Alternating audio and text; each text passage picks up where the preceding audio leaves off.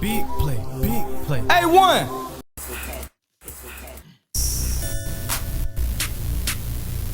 A1. A1. A1. Yeah, truly. Cooler and I'm flyer too. Damn. Cooler and I'm flyer too.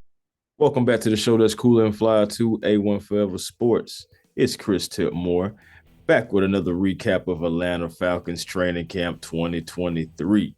So welcome to Atlanta Falcons training camp days 5 and 6 recap. Day 5 produced the first day in pads, and again, it was hot as all get out on the field. But let's talk about some injury news. Left guard Matt Hennessy was the only Falcon player not at practice on day 5. So consider Hennessy a day-to-day right now. Moving until day 5, left guard Matthew Bergeron will benefit as he's going up against Grady Jarrett, David Amanyata, and others. However, Coach Smith did say when Hennessy returns, he will be back with the first team. Coach Smith says they will be careful with Hennessy because what? He's had an injury before. It's something that I already touched on. A feel-good moment of day 5 is Kyle Pitts ramping up after starting training camp just a little slow in drills. Pitts would go one-on-one with Jalen Hawkins and look good on his cuts. Now, of course, timing will have to develop between Pitts and Desmond Ridder because they failed to connect twice on day 5. Nonetheless, it's great to have Pitts pushing to full speed, y'all. Eddie Goldman is gone, and Timmy Horn has stepped up and made nice plays at nose tackle. We're going to consider Timmy Horn the favorite here, even though it was a signing made of Justin Ellis. Timmy Horn is your job to lose. Rookies Matthew Bergeron and Zach Harrison had some impressive plays as well. Bergeron held his own on a rush from Tyquan TQ Graham. And Harrison, he faced off against Taylor Vrabel. Harrison would attack with a bull rush that sent Vrabel to the ground. I'm talking about, love to see that. Let us find out that he may be that guy. Carlos Washington Jr., he produced his best day of camp. Washington produced in the run and pass game. He had a long reception showing off his open field moves. But I got to tell you guys, the talk of day 5 were a few one-on-one battles, offense receiver versus pass defender. Now let's start with this man, Drake London.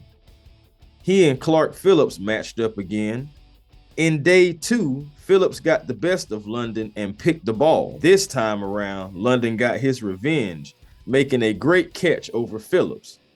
London would then let out some emotion, punting the ball up the hill. Obviously, it was a feel-good moment for London as he and Phillips are definitely no stranger to each other playing in the Pac-12. Next, we're going to move on to Bijan Robinson. But of course, Robinson kept displaying his talents with his vision and agility. In 11-on-11s, Bijan had the best run with a 10-yard carry. Again, showing off his agility to get the yardage. Robinson is a student of the game.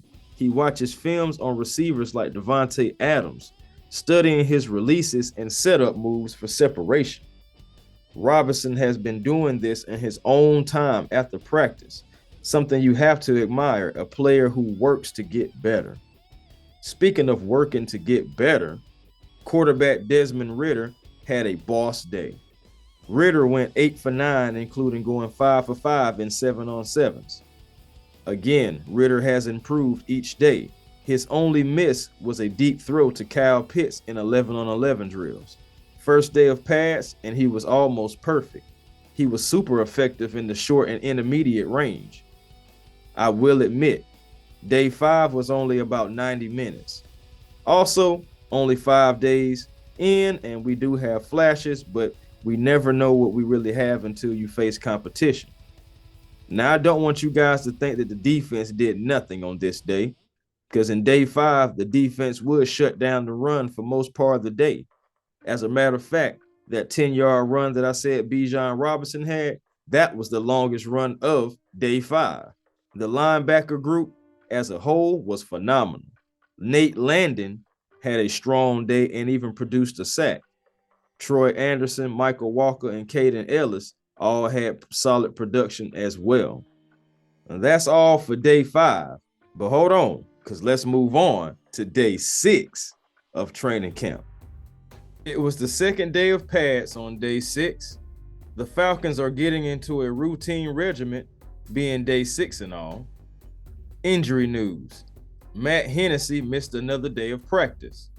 For those who are wondering about Calais Campbell, I stated back on day 3, Coach Smith says give it about 10 days. Hennessy wasn't the only player missing, as tight end Jonnu Smith was absent with an undisclosed tag. Stay ready for day 7 for an update on Jonnu. Scotty Miller was at practice but wore a yellow limited contact jersey. Miller is the first Falcon to wear a yellow jersey this training camp. Kyle Pitts had some good production on day 6 as he continues to ramp up. Former second rounder Arnold Abacady made some noise, causing a strip fumble in 11-on-11s. David Amanyata came busting through the line and would have had a sack on Ritter. As for quarterback Desmond Ritter, it was a all-right day. Ritter would go 9 for 14 with a pick late in practice. Ritter would throw the pick right to Richie Grant in a pressure situation drill. Desmond also had a ball batted down at the line. Outside of that, again, it was an aight day. Defensive back Clark Phillips III has been stellar in Falcons training camp thus far. And to reward him, he played on the second team defense at nickel instead of Mike Hughes. On day 6, running back Bijan Robinson had his first bad day of practice.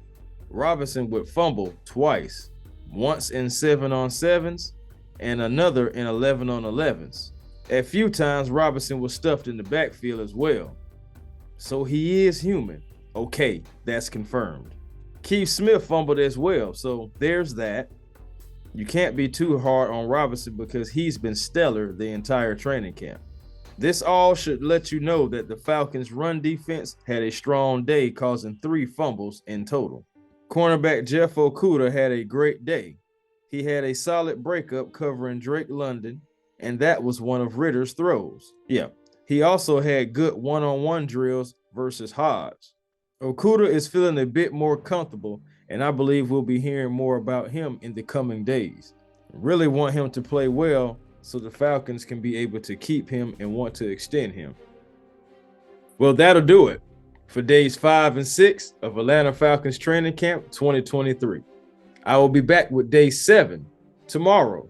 So be on the lookout for that. Keep that notification bell ready, and you can get this content as soon as it drops. That's the most exciting part. But until next time, be generational because it's always time to be. While settle for less, where you can have more with the vision. Come on back to the show that's cool and fly to A1 Forever Sports with Chris Tip Moore. Until next time, peace and blessings to you, and I'll holler, y'all. Rise up.